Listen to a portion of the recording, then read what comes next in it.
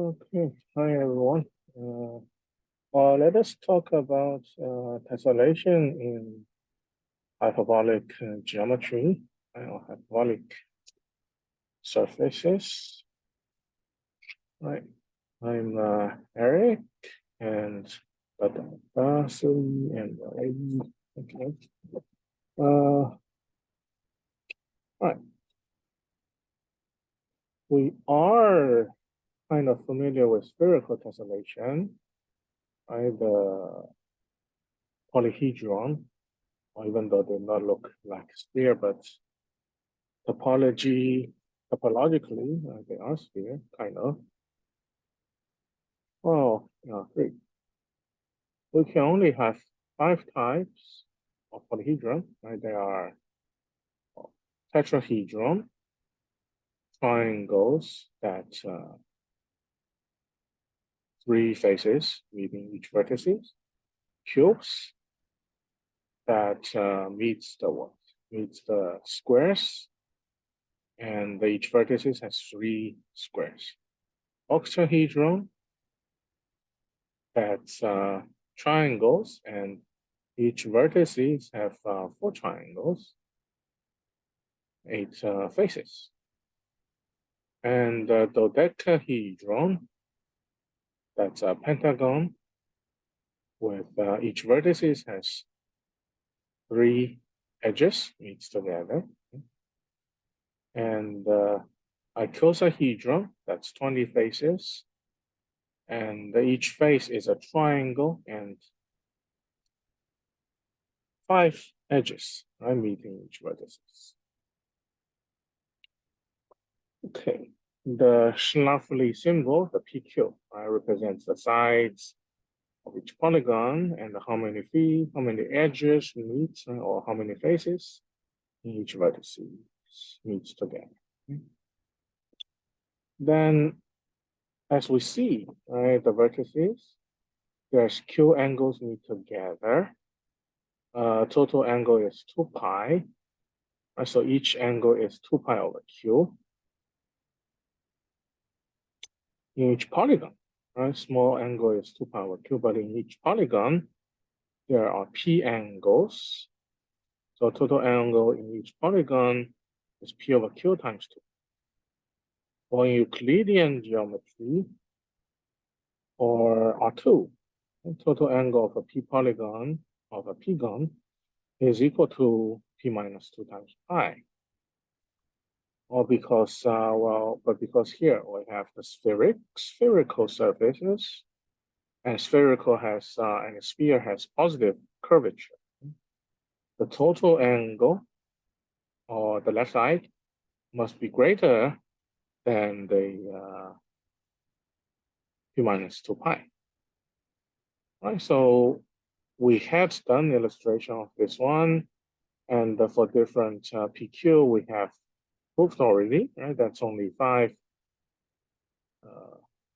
tessellations, possibly. And we have explained in R2, in the Euclidean geometry, P over Q times 2 pi is equal to P minus 2 times pi. And when we develop this one, we get only 3 possible tessellations. Squares, or triangles, or hexagon.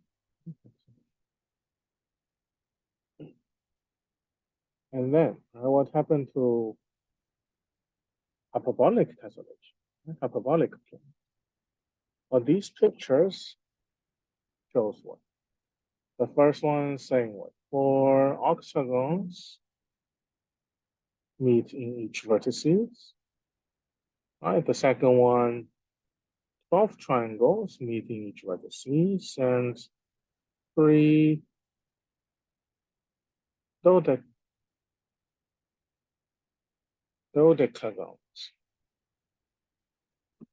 meeting each vertices. Right, the total angle of P-gon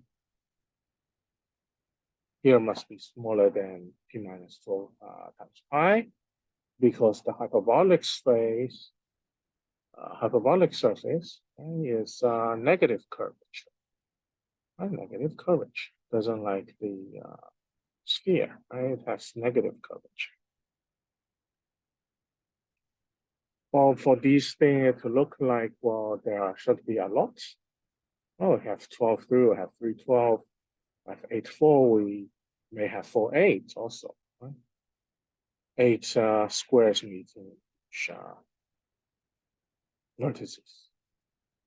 Well, actually, in the first activity, right, the interactivities, the first question is to ask you guys to prove that there are infinitely many possible tessellations in the hyperbolic plane. By doing that, you can illustrate or you can develop from here, right, from here, or after doing that, you may have a idea how or why or which type of P and Q you are able to choose.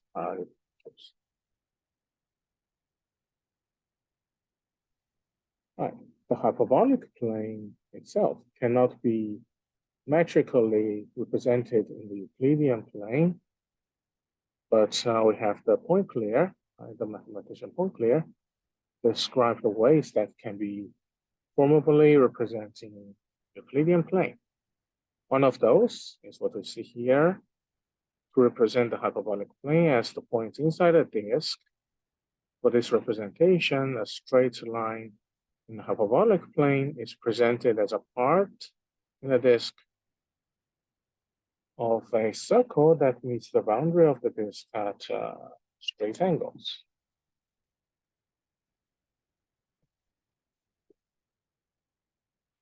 While a regular tessellation is covering of the plane by regular polygons, that's the same number of polygons at each vertex. For instance, here is a representation of tessellation of the polygon plane by pentagons, where 4 tessellation meets at each vertex. That is the 5-4 tessellation. The 5-4 tessellation. Or in point-clear disk, it may look like the sides are curved, but that is just because of the representation we are using. In the actual hyperbolic plane, they would be straight, as we see on the right side in dark pink. Also, the pentagon plane in the finite region without in the middle looks larger. The finite plane, the pentagon in the middle looks larger, but again, that's due to representation. You just can't put an infinite plane in a finite region without a lot of distortion. They look like smaller, but actually they're same size. With dual tessellation, you reverse the rows of the faces and vertices. The dual of a 5-4 tessellation is a 4-5 tessellation. That is a tilling by squares. 5 squares meet at each. Well, here square means a regular quadrilateral, a 4-sided figure with the same angle at the vertex. It doesn't mean the corner are a right angle. As we know, it should be smaller than the right angle. Well, for this picture, you can see 5-4 tessellation in blue and 4-5 tessellation in orange. Okay. Then a quasi-regular tessellation. Quasi-regular tessellation is built from 2 kinds of regular polygons, so that each meets at each vertex. 12 each. Alternative. We'll use the notation quasi-PQ to denote the quasi-regular tessellation by p-gons and the q-gons. Every regular quasi Every regular tessellation feature gives rise to a quasi-regular tessellation PQ, quasi-PQ, by connecting the midpoints of edges of regular tessellation. In the Euclidean plane, there are just two quasi-regular tessellations. Quasi 3, 6 arises from both 3, 6 and the 6, 3 tessellation, while quasi 4, 4 comes from 4, 4 tessellation. Or in activities, you can try the second question, draw the quasi 3, 6 and the quasi 4, 4 tessellation in Euclidean plane, right? In Euclidean space, which means just draw it on paper. Two. Well, since there are more tessellation, regular tessellation of the hyperbolic plane than of Euclidean plane, there are more quasi-regular tessellation too. Here are some of them. Right? The first one is quasi 6, 4 tessellation. The hexagon in red, blue, green, or other colors, right? The yellow, while the squares are in